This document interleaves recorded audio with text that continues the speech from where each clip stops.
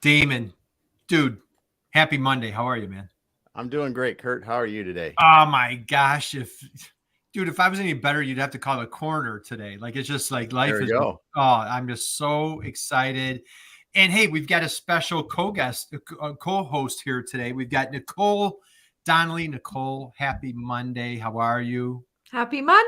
It's a beautiful Monday. I'm happy to be here. It's a beautiful with Monday. B.Dash. How was your weekend? A good weekend, Nicole? Oh, super relaxing. It was my first weekend back from vacation. So it was nice to just be home. You know, when you come back from vacation and you're just like, you're in your own bed and you just can't wait to be in your house and just be.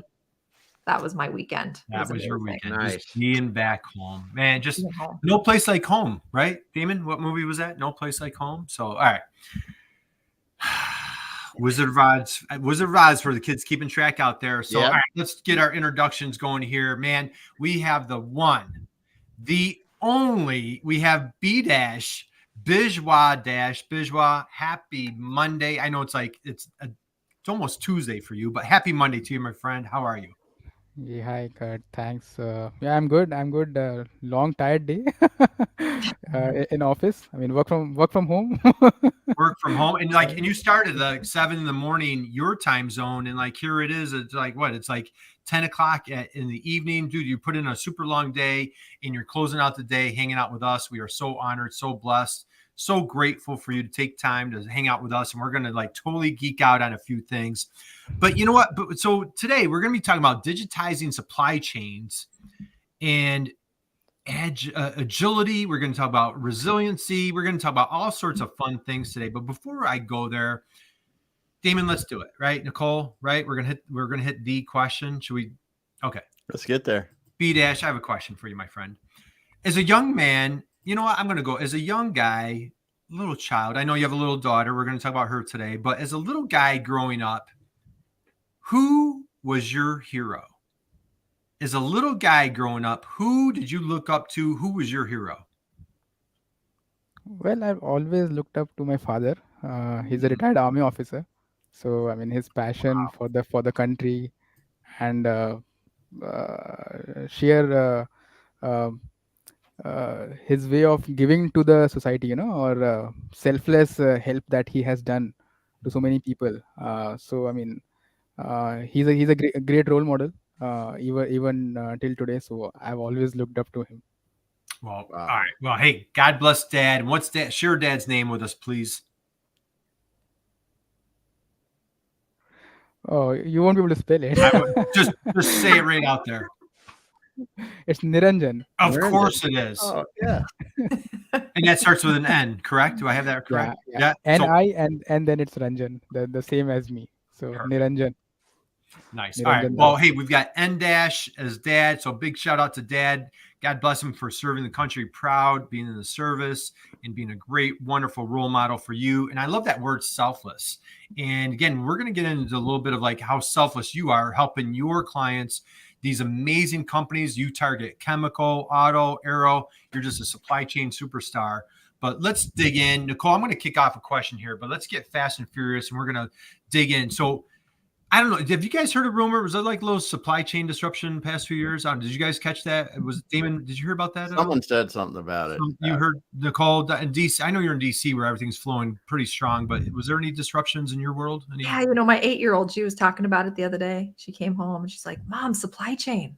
You know? Like, Mom, there's no toilet paper on the shelf, right? Yeah, what do we? Exactly. She's like, "Mom, they ran out of Barbie dolls at the store. I'm just, what's going on?" Supply chain. Nicole, you know, so my best friend, Damon, my best friend since we were 12 years old, was visiting me this weekend. Since Little League, and he's an ice cream junkie, and his wife, and he eats ice cream every night. His wife texts him a picture. He lives in Atlanta. His wife texts him a picture of their grocery store. Their ice cream shelves were empty.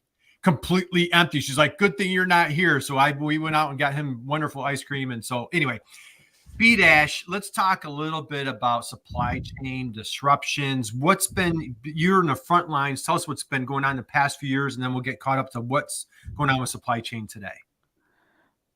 Okay, so I mean, maybe let me start with the very basic, right? I mean, so what exactly is supply chain, right? I mean, so supply chain is a complex. Is the entire value chain of material flow, information flow, and financial flow.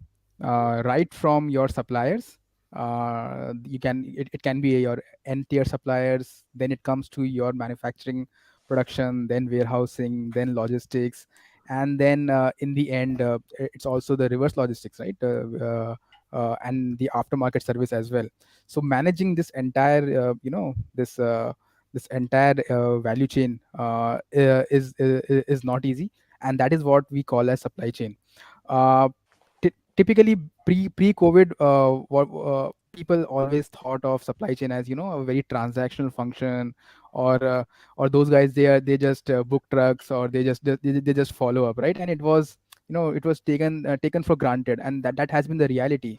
You see, it's always been the salespeople who get the limelight, and or the finance people who get the limelight, and supply chain people. Yeah, I mean, they will work hard, they will do all the operations, but they will not get as much limelight as they should be getting. So that was till 2020. But post covid, I mean, suddenly everybody started realizing that and these are true stories. I mean, when I talk to many manufacturing customers, even there are people who are heading heading maybe the sales function, and they said, yeah, supply chain something is there, but we are not they do some transactional work, but we did not recognize that they are so important. But post covid, what suddenly happened is, I mean, all of us know, and now I think, yeah, each country's prime minister, president, they in their speeches, invariably the word supply chain will definitely come in, because there has been so much of disruption, that both on the supply side as well as on the demand side, right? On the supply side, just post covid, that we talk so much about autonomous supply chains, but mostly it is the human beings who are actually working on the shop floor, right? Inside the production, who are actually working in the warehouses, who are working in the logistics and the port area. Suddenly, when you locked it down, right? So then suddenly the production stopped, right? Or the production throughput suddenly became very less. So suddenly your goods production has gone down. Nobody's there at the warehouse, right? Or very few people are there at the warehouse, so nobody's there to pick, pack, and then ship. Then where are the drivers, right? And then when even let's say the truck reaches the port, where are the people at the port to do the operations? So suddenly people started they took supply chain for granted, right? Because it was a very well oiled machine. And the analogy that I keep giving is, it's like our human body, right? I mean, as long as it's functioning well, we just take it for granted, right? But it's it's Mm-hmm. it's also a very complex system.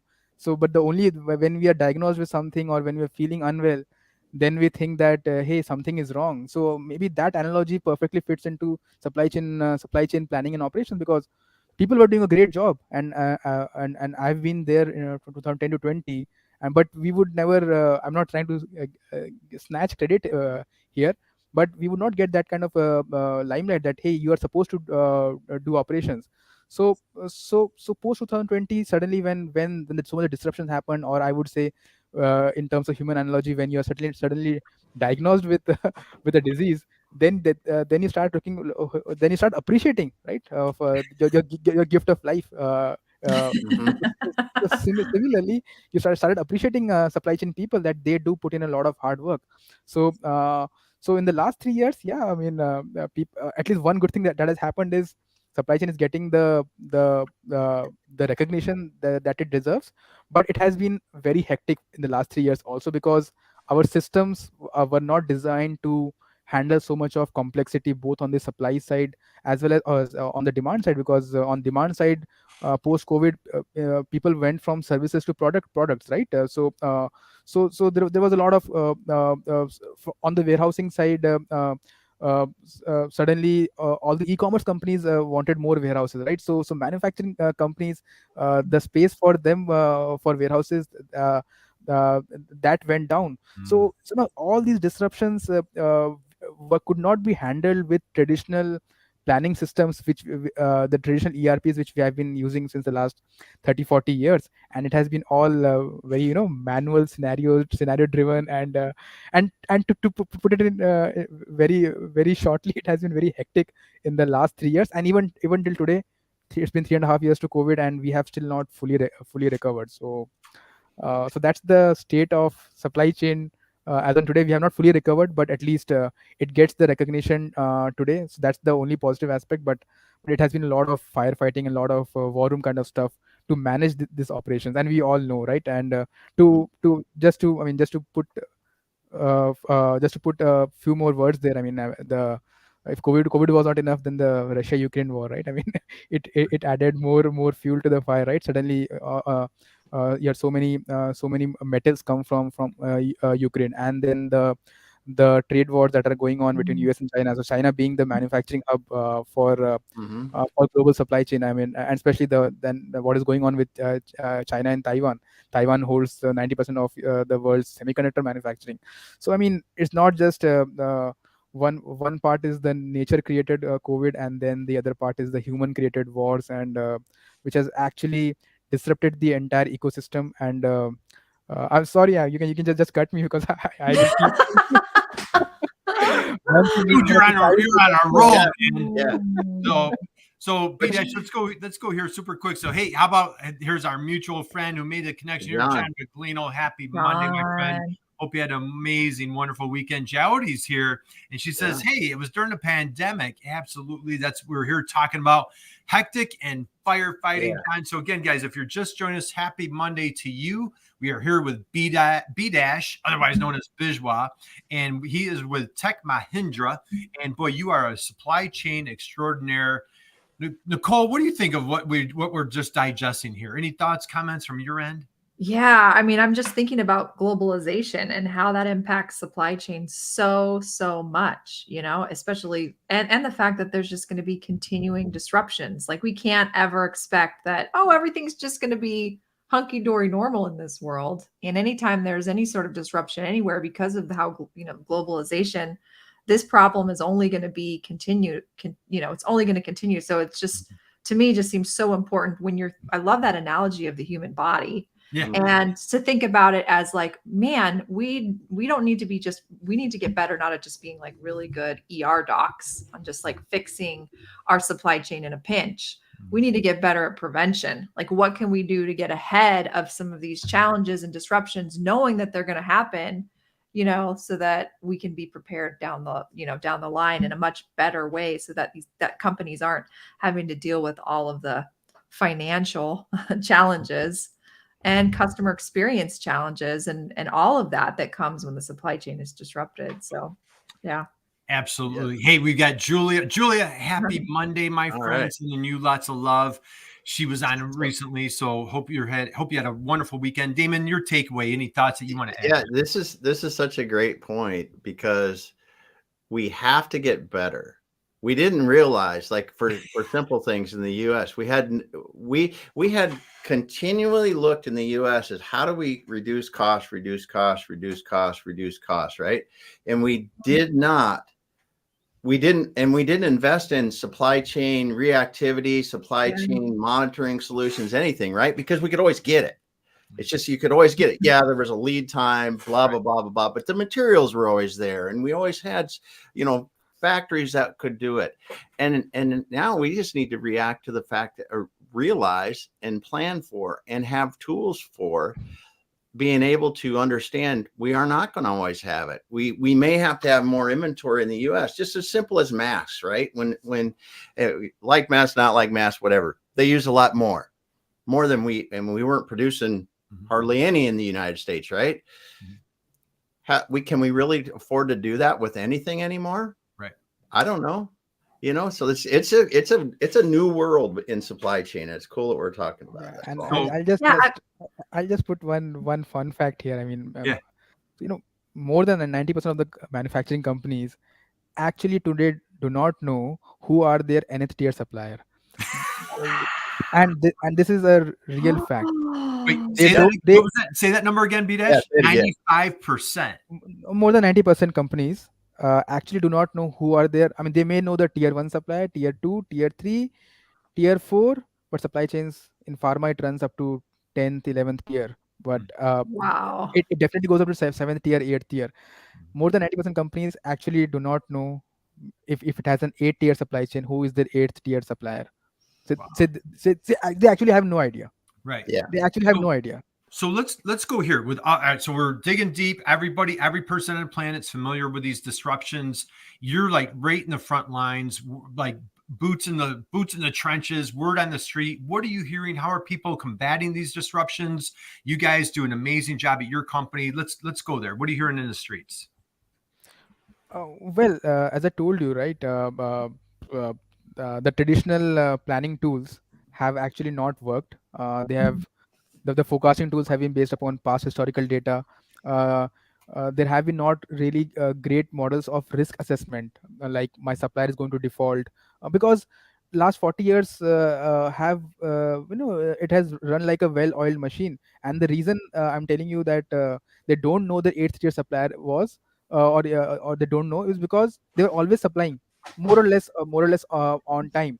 So last 3 years has been people are just trying to build scenarios, build various kind of models on top of their planning systems. There are some good tools in the market which have recently come up, and they are starting to evaluate more real time scenario planning. So no longer it's the static planning where you plan for the next month and M+2, and then things go more or less 10%, 20% deviation, and you can manage. It's not happening. Things are really deviating on a daily basis, and honestly things have been managed on Excel by most of the manufacturing companies. And the need of the hour is to develop good planning systems which can react in real time and give alternate options. So if my supplier is defaulting, then can I go to an alternate supplier? But this kind of recommendations or insights should come. Or if the transport is getting delayed, then can I shift to a different mode of transport? Or similarly, if on the market dynamics on the demand side, if the demand is shifting, then should I change my production schedule? What should be my inventory strategy? So I mean, there are many things, but the problem is that the time it gets the data or the signal to the planner, I mean, that time is too much. It goes into days or weeks. So if a disruption has happened, to the time the planner knows, it will be days or weeks. So that data visibility in supply chain is not great as on today.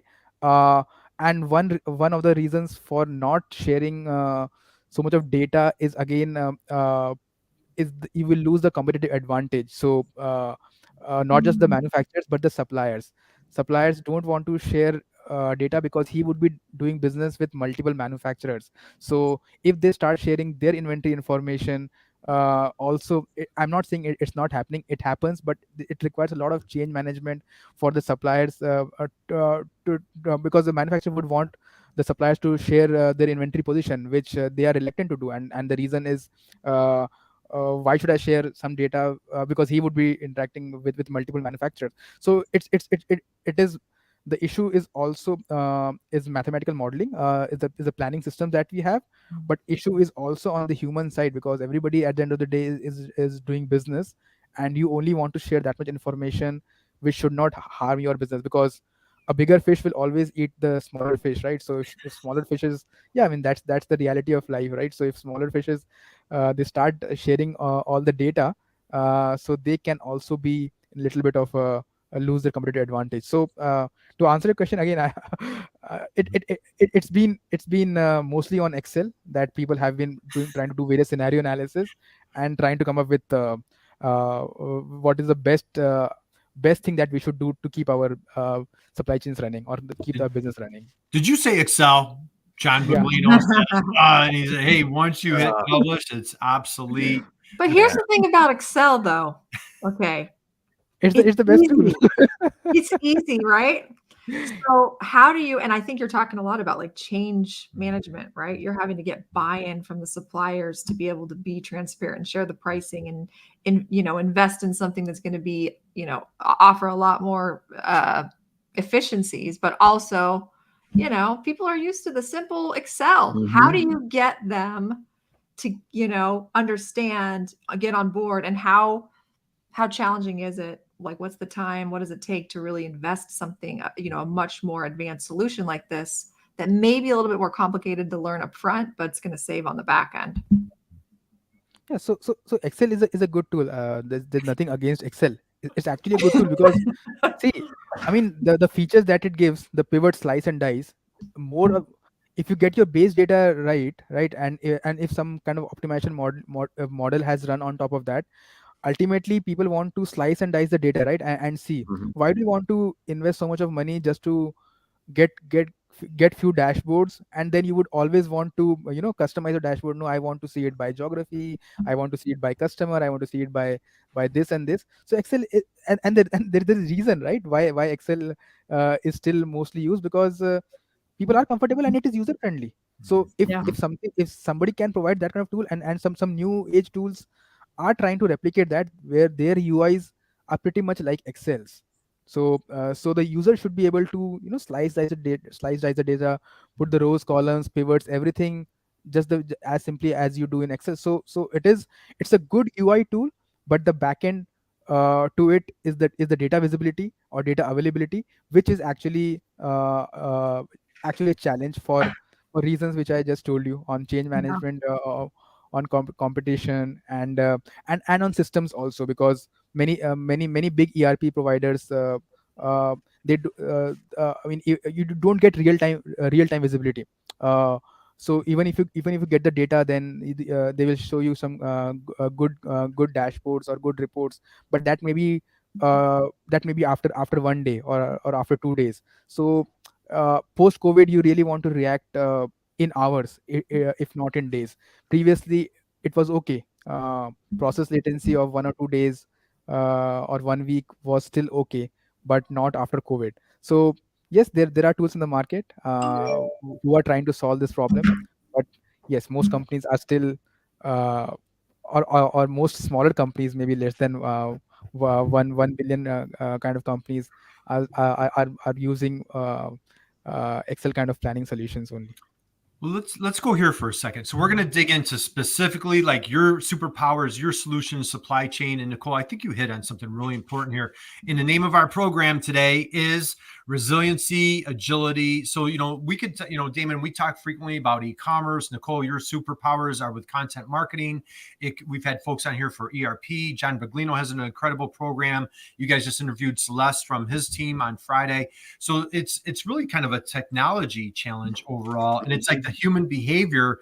And Damien, you say it all the time, like, who wants to be the person that's going to put their career on the line or their job on the line to bring in that new technology? And what if it doesn't go well, right? Nobody wants to be the fool, that type of thing. Let's talk, and maybe I'll put it out to the panel. Let's start with B.Dash. But B.Dash, let's talk about, maybe kind of technology overall. What strategies, tips, advice do you have for folks? How can we be more agile and more resilient, just with like embracing that change?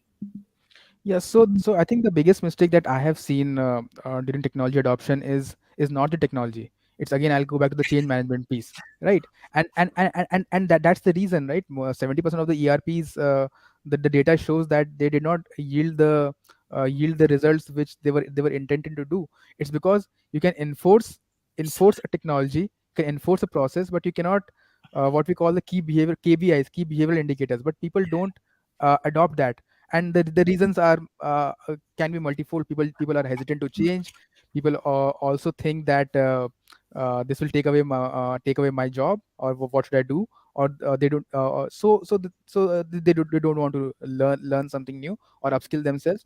So so as far as technology or process is concerned, a new tool can solve that problem, but the least importance that is given by the management is on the people aspect, and that is not handled, unfortunately, very well. And that is why most of these technology transformation or digital transformations that happen, they do fail. So I would place people on the top, and then technology will be an enabler to help them get the job done.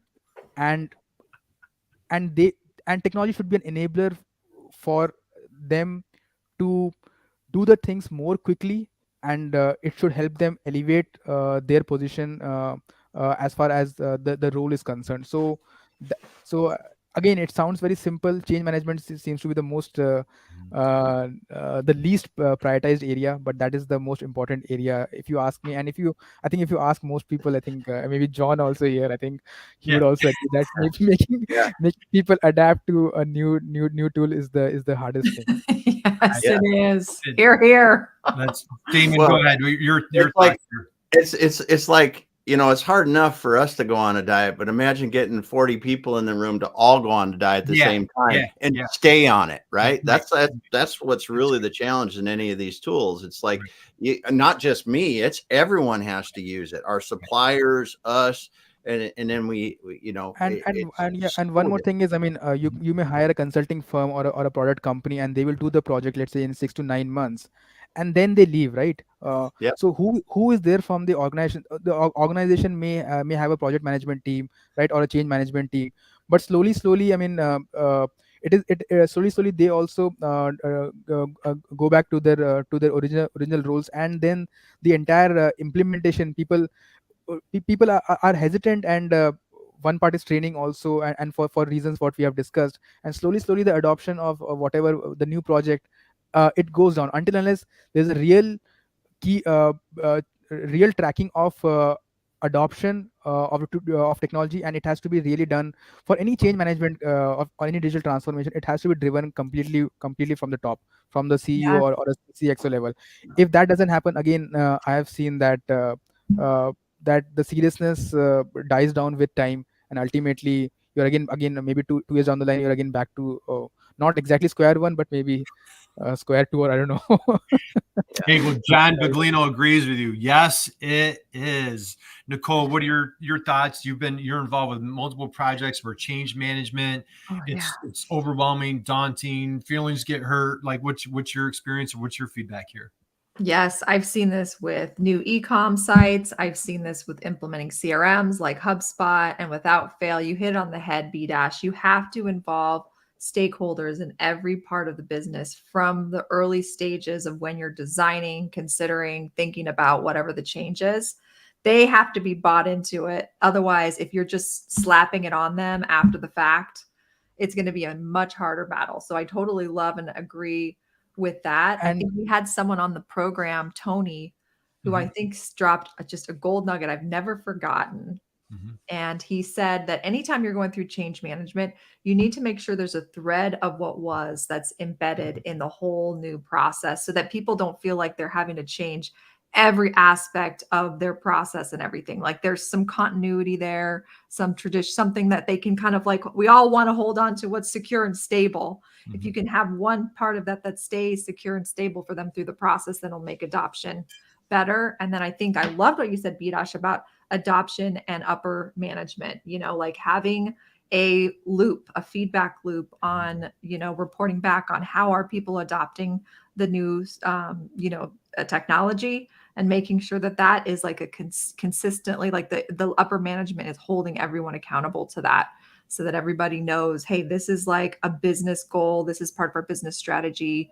We need to make sure that this adoption is happening, and that we're understanding along the way, what are the roadblocks, what are the challenges, so that we can address them.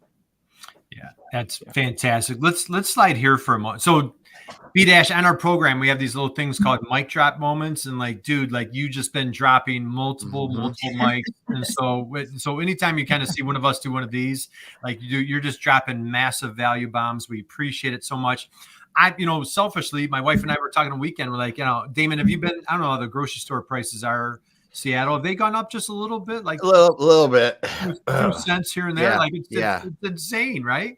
Yeah. And so I'm not an economist, but just, boy, I'm a consumer, for goodness gracious sakes. And Nicole, we're talking about like flight inflation, hotel inflation, or like everything's gone through the roof.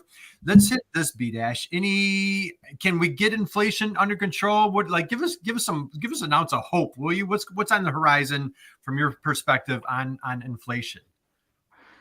Well, you should ask the Fed this question, right? Yeah. Well, I figure, you know what? I think you're smart. I shouldn't, We're going I didn't straight, say that. straight Strike to the that for the source record. here. But we're leaning on you, B-Dash. We trust you. What's your opinion? Oh, I can't answer this one. I mean, this is, I don't think anybody can answer this question, right? I mean, that's We why. won't hold you. We're not recording Like this on voodoo, Instagram. right? We won't. It's voodoo. We're not recording. We won't hold you to it. But just give Yeah. us a little. Give us a little. What's going on there? Well, I mean, this is beyond supply chain, but I think they keep playing with their repo rates, right? I think they have increased the repo rate, so there will be less money in the market, and that's how they always try to control inflation, right? I mean that is how the cycle of uh, zero interest rate. I mean, that's how the Fed or the RBI in India. I mean, that's how they just play around. And right now, everybody's trying to control the inflation. So uh, that's all I know. I mean. Inflation always happens, right? 1%, 2%, some percentage, it keeps on happening because the money, I mean, the printing of money is in the government's hands, right? So every dollar or every rupee will have a lower value next year, right? So Mhm. that's how our monetary cycles work. So inflation will always happen. What's the percentage? That is only debatable, right? For which I mean, there are great Nobel Prize winners and the monetary policy holders. I think they can only take a dig at this question. I mean, for me, it would be just only a guess, like a multiple choice question. Well, you Hey, know what really hit me was, Damon. I don't know. I was out and about over the weekend, and I hit a lemonade stand. It was like, I don't know, 2, 7, 8-year-olds. And like, you know, when you complain, you're at the airport or a ball game, and like, what, you know, water is yeah, $10, and so like yeah, lemonade stand was like $10 a glass, and I'm like, no, I'm kidding. But I don't know. My daughter went babysitting recently, and I'm thinking, Damon, I think about quitting this job and becoming a babysitter yeah, because, like, man, they're not paying the rates that Nicole you were making when you were yeah, babysitting as a teenager. I know yeah, that for Oh sure. man, when I was babysitting, I was getting paid $2 an hour or Two something. bucks an hour, right? $2 Man, an it's like hour. it's a totally. I'm like, I told my daughter, I'm like, dude, I'm like, you need to do that full time. So anyway, let's go here. I want to dig into supply chain. We've got some acronyms. This is a master class. So guys, if you're just joining us, where are we? We're top of the hour. We are with Mhm. B-Dash. He's coming to us, man. He's a little far Late away, at right? night. Just like India. He's coming to us live. He's his put his daughter to bed, and so he decided to join us. He had nothing better to do. So B-Dash, let's start. Nicole, how about any pop quiz questions here? IBP. I know like you're doing a little Google beforehand. What anybody want to answer that one? IBP. What is this? IBP. IBP. I failed the question horribly. So It's integrated business planning. Okay, B-Dash, please. Curious minds want to know. Can you enlighten us? Hey, hey, babysitters today can get benefits. You get Man, benefits. that's Yeah. so. All right. IBP, B-Dash, my friend, can you please, it's masterclass time. Enlighten us. What is this that you're talking about? Okay, so yeah, I'll come to IBP. So supply chain is typically can be classified into two functions. One is the planning function, and one is the operation function, right? So planning function will plan, right? It's the brain, and the plan will be shared with the operations team, and then the operations teams can be classified into various, let's say, procurement teams, production teams, warehousing teams, logistics teams, aftermarket teams, or the reverse logistics teams, right? So planning team is the brain, so typically in supply chain planning, you would have your demand planners, supply planners, inventory planner, logistics planners, right? And most manufacturing companies, they would be having an SNOP cycle. SNOP again is sales and operations planning. It's a common term used in manufacturing industries. So typically, how the SNOP cycle would work is maybe on a monthly timeline, or on a fortnightly timeline. You would have you would first collect all the data, right? And then you would first run your demand forecasting models, right?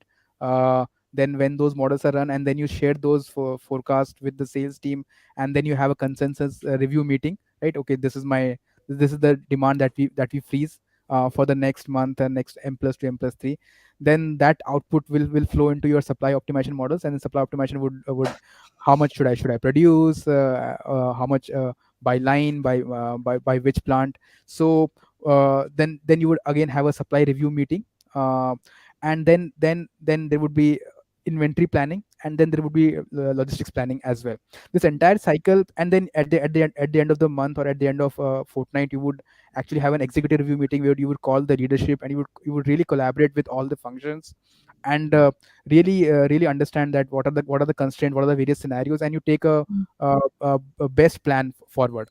So this is the SNOP cycle, sales and operation planning cycle.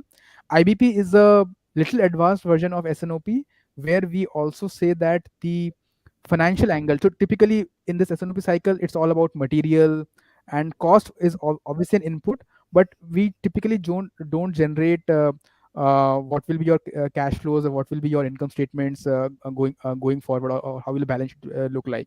So the SNOP, the advanced version of SNOP would be IBP, which is integrated business planning. And the only bridge from SNOP to IBP, as per theoretical terms, is the financial, is a strong linkage of finance teams also participating in this SNOP cycle. So if the finance team is not participating, or if we are not generating forward-looking financial statements, then it remains an SNOP cycle, which is a term which is I think has been there for lot many years, if not decades. But the IBP, you really want to see how your cash flows are looking like, how your income statements are looking like, and that is what is the definition of IBP. Again, I can go into a lot of depth, because there is a demand planning modeling, there is a supply planning modeling, there is a production planning modeling, there's an inventory planning modeling, and there is a logistics planning modeling. And then you also, modeling can also be broken down into various, strategic modeling, tactical modeling, operational modeling. Because modeling is also, I mean, if you go a little bit technical, it can be a linear programming, or a non-linear programming. Linear programming means you can write equations like x plus y equal to 10. So you can solve this something like that. But if it is x square plus y square is equal to 10, then it becomes non-linear, and there is no way to actually get into an absolute optimal solution of a non-linear problem. That is something which is mathematically we are challenged. So when it becomes non-linear, then again I'm getting a bit into mathematics, but what is your starting solution point? It searches for a local optima. So if the curve is like this, so wherever is the starting point, it will search for local optima. The global optima can be somewhere else. So there are various kind of modeling that you do. There are also limitations on computing power, so that is why you break your modeling into tactical modeling would be maybe, let's say, at a week, at a week and a family of SKUs level, but where you want to do it for the entire company. A proper scheduling model would be absolutely at a SKU level, hour level. So these are some of the things where you do modeling also stage by stage.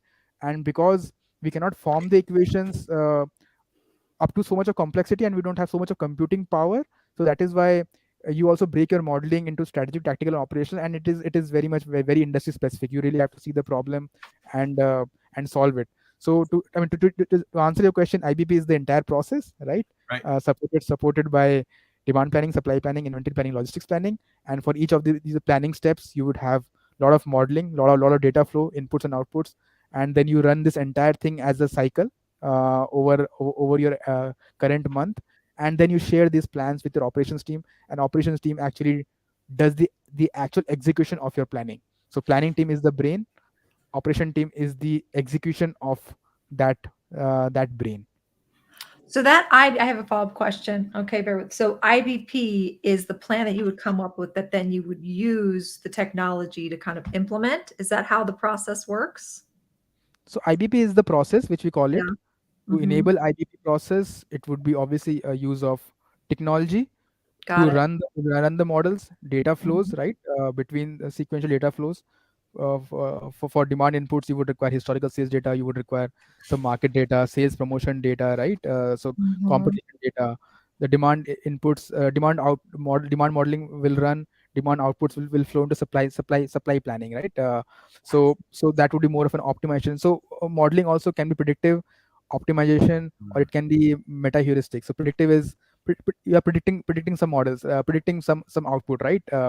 Optimization would be if it's a linear programming output, then you are sure of the results. Otherwise, it's a result which is okay, fine. This is the result, but we are not 100% sure this is the most accurate result. There are statistical modeling for inventory planning. Statistical modeling means using mean, standard deviation, or you can use some kind of simulations to calculate what should be your inventory, how much inventory you should be holding, for which SKU at which warehouse. So there are ways to calculate, and then there is logistics modeling also, because you may ship your finished goods by road, by rail, by ocean, and there's always a trade-off, right? In supply chain, there is only one trade-off. I mean, if you have to really simplify it, it's cost versus service, right? You either, if you want it at least cost, your service will be not as good as if you pay a premium, then you can your service will be higher. So it's always this balance, right? You always want your material on the shelf, right? Or you want your deliveries within next day, but you have to pay a premium for it. So what is the right balance? What is the right balance between cost and service? Obviously, I'm not introducing quality and safety here, but we are assuming that quality KPIs are being met everywhere, and the operations is being done in a safe manner. But ideally, the KPI, it's safety, quality, which we are which should be a given in any manufacturing industry, because you cannot have any fatalities. You cannot have you should not be having any injuries. And then the trade-off is always between cost and service. So all your models always try to run between cost and service. So let's go here, man. All right, so tons to unpack right there, multiple mic drops, and so very sophisticated, total masterclass right there. So, how about an early round of applause there for B.Dash, guys? I mean, that was just very powerful. So Damon, you're longtime manufacturing, fanatic, right? Your career, takeaways, thoughts. What do you want to unpack there from what? Well, I have one quick question. So the IBP, that does predictive revenue generation as well. It goes from all the way from end to end like that. Is that what you're saying with the IBP modeling? Yeah, that's one of the outputs. Yeah. That's pretty groundbreaking, because usually you can get to the point to where it's like, oh yeah, we're going to have this, have that, and there's just supply levels. But when you really get into the predictive part of it, that's where the C-suite people start to perk their ears up, right? Because, that's what everybody's panacea. If you look at it, just listen to a quarterly report from any company in the world that's on the stock exchange, is publicly traded. They're always trying to make sure that they said they were going to make $5 and they made $5. That's their challenge, is they say they're going to do something and doing it. And with the predictive part of it, it's huge. And then the react. Go ahead. Yeah, there can be one more thing to beyond predictive is prescriptive. So typically 4 kind of analytics, I would say. Descriptive is what describes the past. Diagnostic is you diagnose why things did not happen well.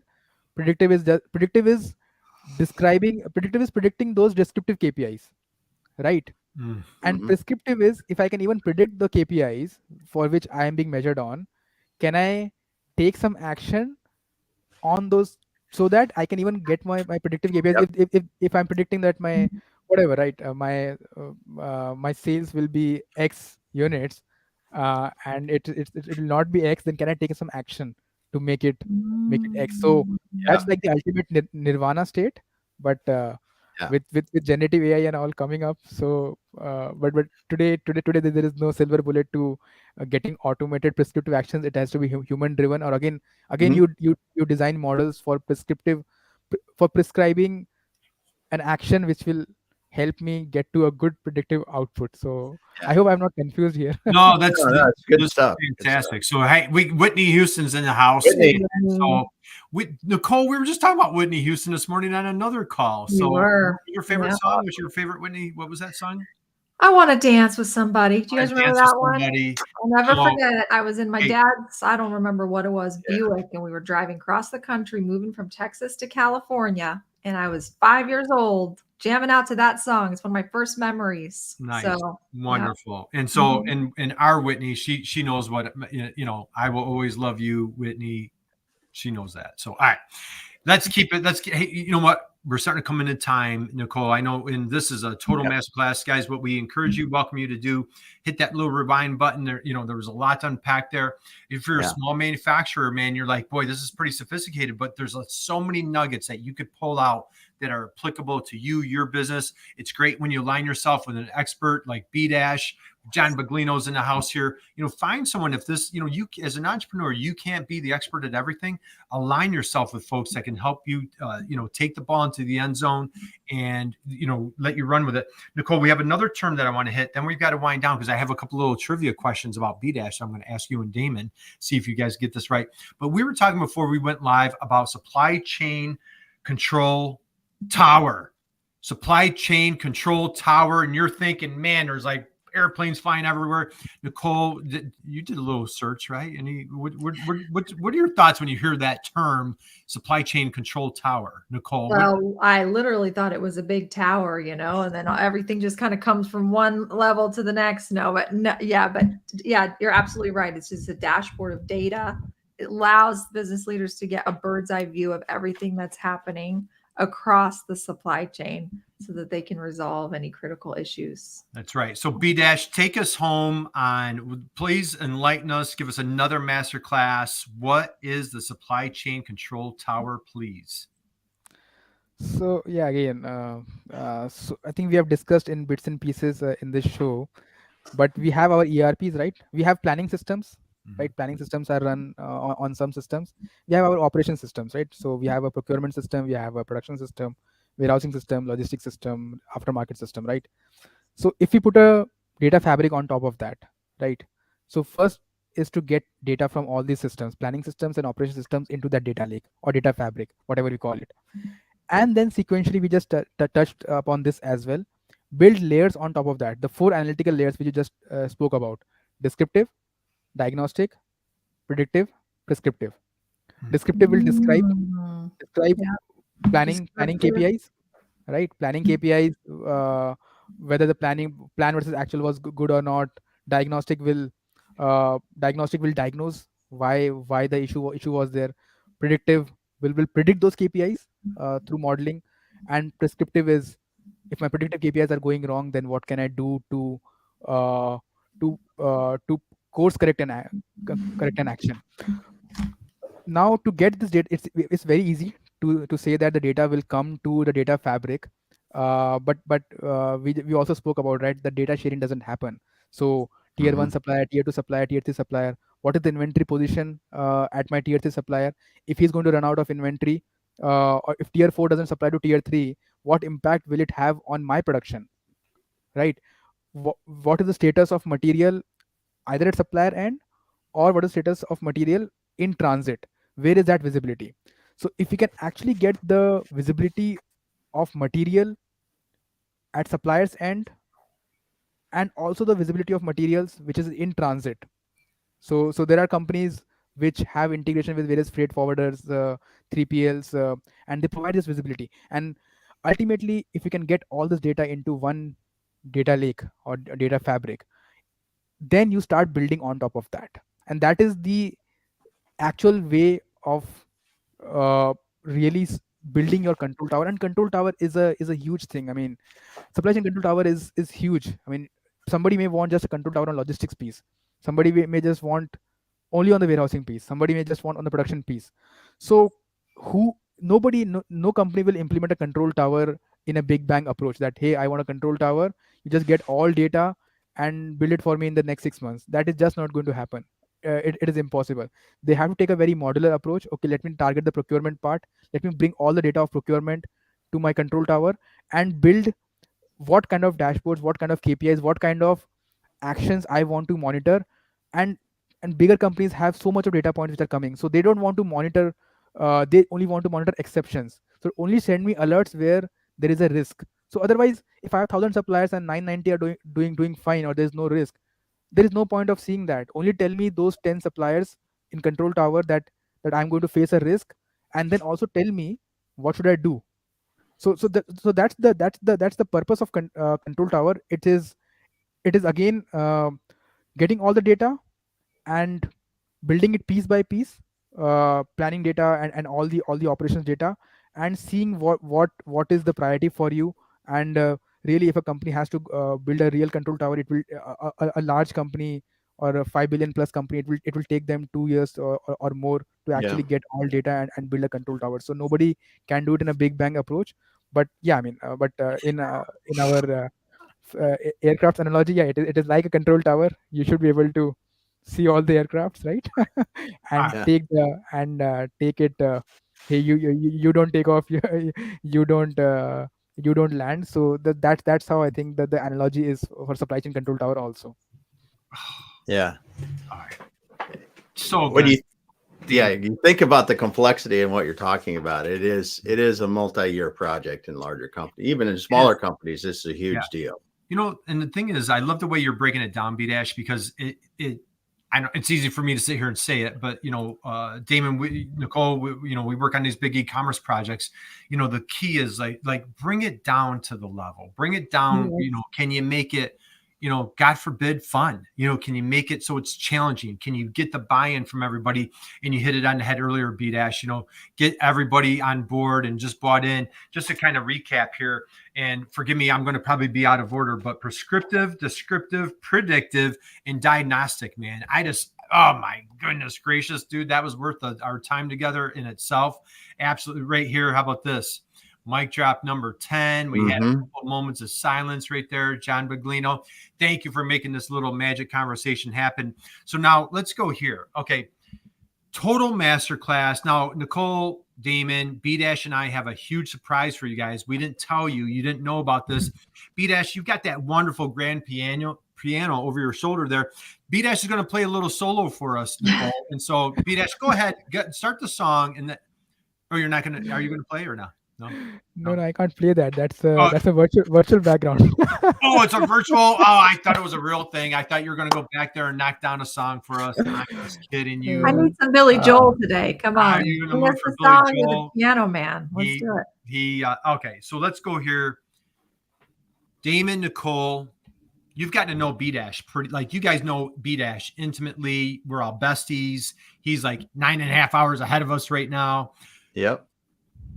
What do you think is B-Dash's favorite color? What do you think is Bijwa's favorite color? Damon, I'm going with you first. Yellow. Nicole? I'm going with blue because he's wearing blue. Now, if you take yellow and blue and you combine them, what color do you get, Nicole? Green. Yep. Yeah, B-Dash, what's your favorite color, my friend? Yeah, that's green. Okay, so you guys, there we go. We make a great pair. I like how you guys team that together. So, all right, here's his makes the dream work. All right, Bijwa, aka Mr. B-Dash. What's his favorite movie? I know, like that's a pretty broad range. It was in the 2000s. Guy Pearce was the leading actor in this movie. Guy Pearce was the leading actor in this movie. Nicole, do you have it? LA Confidential. You know what? That is a phenomenal answer. That is a great movie. Unfortunately, you missed by that much. I know Julie. I don't know if Julia's still here. She's a movie buff. She would get it. Damon, any guesses? Any clue? No. Nope. B-Dash, what is your favorite movie of all time? Well, it was Memento. Memento. Oh yes. So, I said that was a great movie where he had he kept tattooing himself. Or if you guys haven't seen it, go out and catch Memento next weekend. B-Dash, last quote. It's a very complex movie. It moves in one scene is in black and white and one scene is in color. So one scene actually moves forward and the other scene moves backward. So it's I saw it 3 times to actually understand it. That sounds like your kind of movie, B-Dash. It's like dealing with supply chain, right, Nicole? Yeah, exactly. All right, here's the last question, and we're going to wind down. We're coming to the bottom of the hour. Favorite sport for Mr. B-Dash? Favorite sport? He's coming to us live from India. Damon, what is B-Dash favorite sport? I am going to go off the rails just a little bit. I'm going to say soccer. Soccer. So global wise, they say football.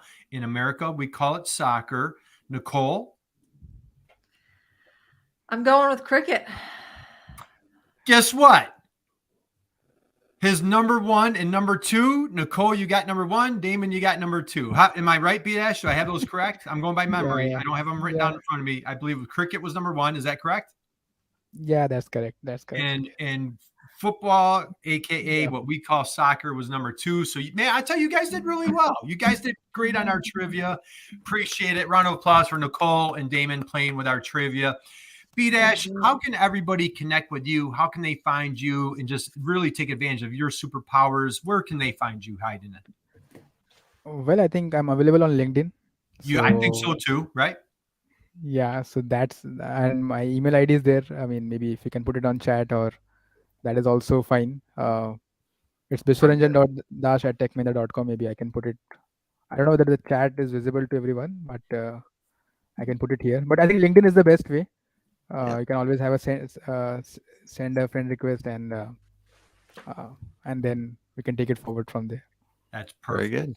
All right, guys. Nicole, parting thoughts, words of wisdom, anything that you want to share in this amazing, wonderful conversation with B-Dash?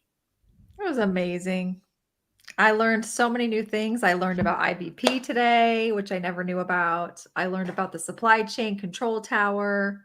And so thank you for sharing all of that. It's so cool. And yeah, it's been great. Damon, parting thoughts, words of wisdom, anything that you'd like to share? Your big takeaway from our masterclass today. Work with somebody like B-Dash here. Yes. Yeah. Period. Drop the mic. Yeah. So yeah, it was just a delight. Just B-Dash, we enjoy your friendship. We enjoy your sense of humor. Wonderful dad. He has a 14-month-old, and so boy, just keep crushing it as a dad out there. You're going to do magic things with your wonderful, beautiful daughter. Big shout out to your dad for being your hero, and big shout out to our friend John Maglino for making this conversation a reality.